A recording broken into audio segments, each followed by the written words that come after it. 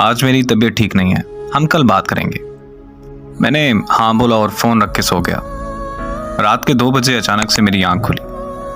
न जाने कैसे उसका नंबर मिला दिया। उसका नंबर दूसरी लाइन पर मसरूफ़ था। 5 मिनट बाद मुझे वापस कॉल आई।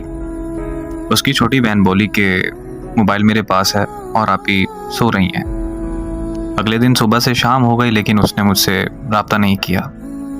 मैंने दोबारा से कॉल की और देखा तो फिर से नंबर मसरूफ़ मिला आ रहा था।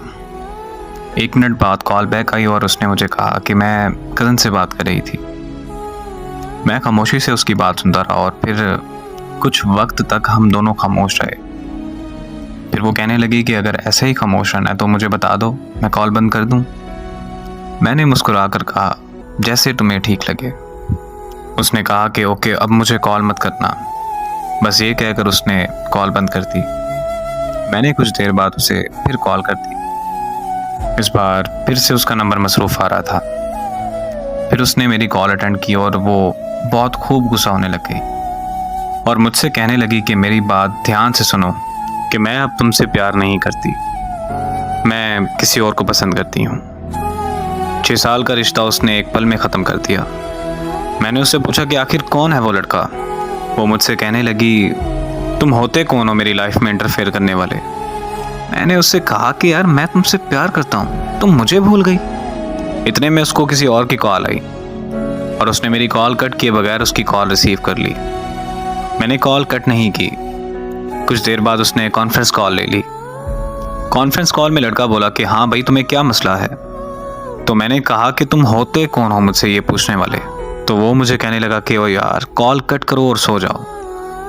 तो साथ में ही वो बोली कि नहीं जान, ये ऐसे बात नहीं मानेगा, आप इस पागल को इग्नोर करें और मुझसे बात करें। तो वो लड़का बोला कि हाँ, मैं भी तो देखूंगी ये कब तक कॉल कट नहीं करता।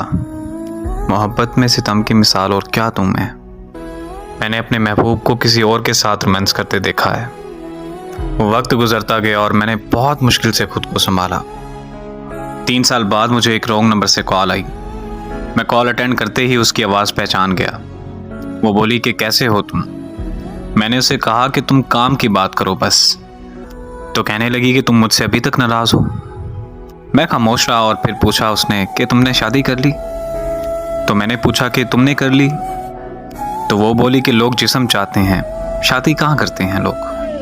बात यह है कि जिससे आप मोहब्बत करते हैं उससे कभी मोहब्बत ख़त्म नहीं होती, लेकिन इस तरह करने से आपकी ज़िंदगी में उस शख्स का वजूद चला जाता है।